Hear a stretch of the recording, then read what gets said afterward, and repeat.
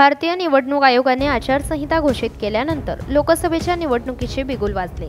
संपूर्ण भारतासह महाराष्ट्रामध्ये सुद्धा लोकसभा निवडणुकीच्या निमित्ताने प्रत्येक राजकीय पक्षाने आपले उमेदवार घोषित जाहीर केले। यवतमाळ वाशिम लोकसभा मतदारसंघामध्ये उद्धव बाळासाहेब शिवसेना गटाचे संजय उत्तमराव देशमुख यांनी उमेदवारी घोषित झाल्याने संपूर्ण वातावरण ढवळून निघाले।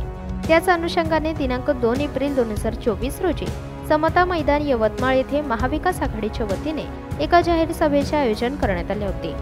या सभेला राष्ट्रवादी शरदचंद्र पवार गटाचे आमदार रोहितदादा पवार, युवा सेनेचे अध्यक्ष आदित्य ठाकरे यांची प्रमुख उपस्थिती होती।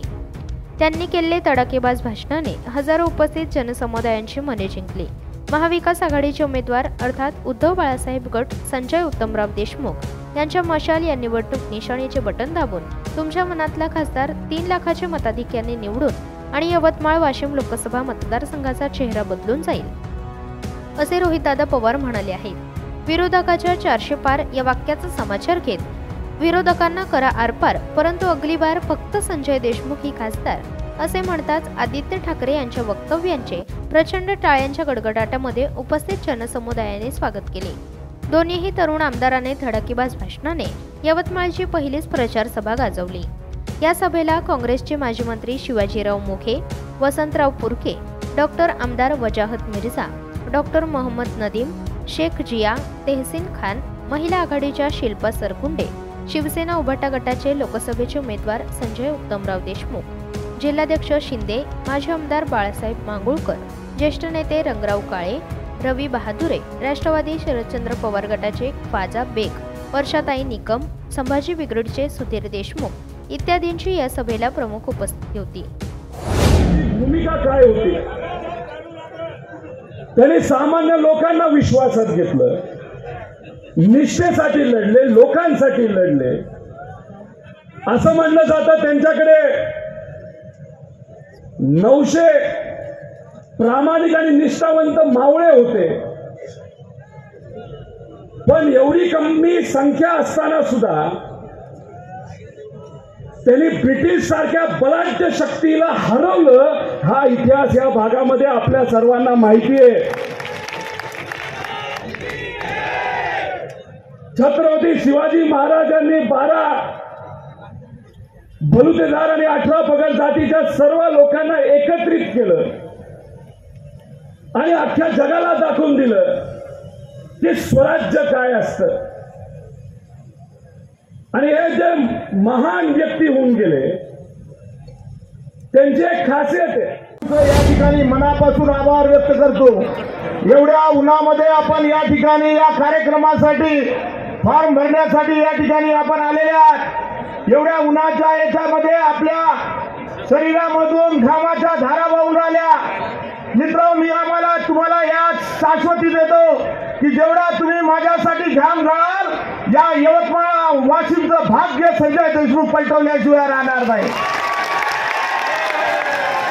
मित्र, आपल्या सर्वांना माहित आहे हा शेतकऱ्याचा जिल्हा, हे गरीब सामान्य आदिवासीचा जिल्हा, हा गरीब सामान्य बंजारा समाजाचा जिल्हा, हा ओबीसीचा जिल्हा, याच्यामध्ये राहणारे आमचे अल्पभूधारक शेतकरी। परंतु आज आमच्या शेतकऱ्याचे काय हाल आहे?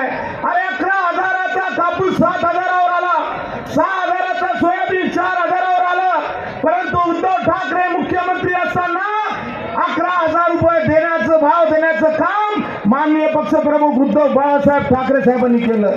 आमच्या शेतकऱ्यांना 2 लाख रुपयाची कर्जमाफी एका थंबवर देण्याचं काम त्या ठिकाणी उद्धव साहेबांनी केलेलं आहे। मित्र, आघाडी झालेली आहे। माझी आपल्या सर्व बंधूंना विनंती आहे की आपलं हे एक मत या यवतमाळ वाशिमचं भाग्य पलटवणार आहे।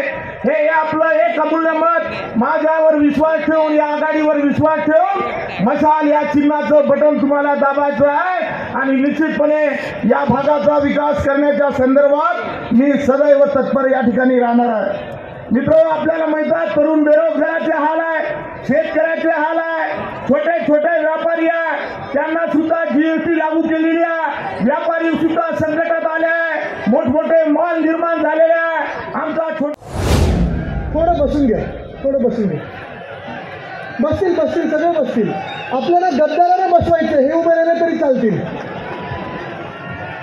आज देशात वातावरण बदलत आहे, परिवर्तनाचे वारे व्हायला लागलेले आहेत आणि मला ही खात्री पटलेली आहे, गेले 2-2.5 वर्ष जे काही मी महाराष्ट्रात पाहत आहे, प्रत्येक कानाकोपऱ्यात पाहत आहे, महाराष्ट्राच्या प्रत्येक जिल्ह्यात जे पाहत आहे की जो बदल घडणार आहे तो बदल घडवण्यामध्ये सगळ्यात अग्रेसर राज्य जे राहील तो आपला महाराष्ट्र राहील, का आपला स्वाभिमानी महाराष्ट्र आहे आणि महाराष्ट्र कधी अन्याय सहन करत नाही.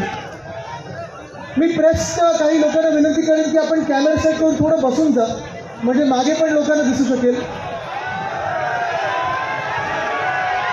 मोबाईल फोनवाल्यांना विनंती, जरा बसून घ्या प्लीज. दिसतंय का आता मी? ठीक आहे, बसून घ्या, बसून घ्या. माझा आवाज येतो ना सगळीकडे? ठीक आहे. परवाकडेच आम्ही दिल्लीत होतो.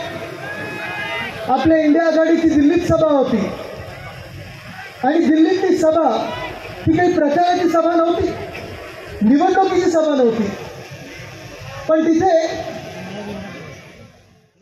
TV4 न्यूज मराठीसाठी ग्राउंड रिपोर्ट यवतमाळ.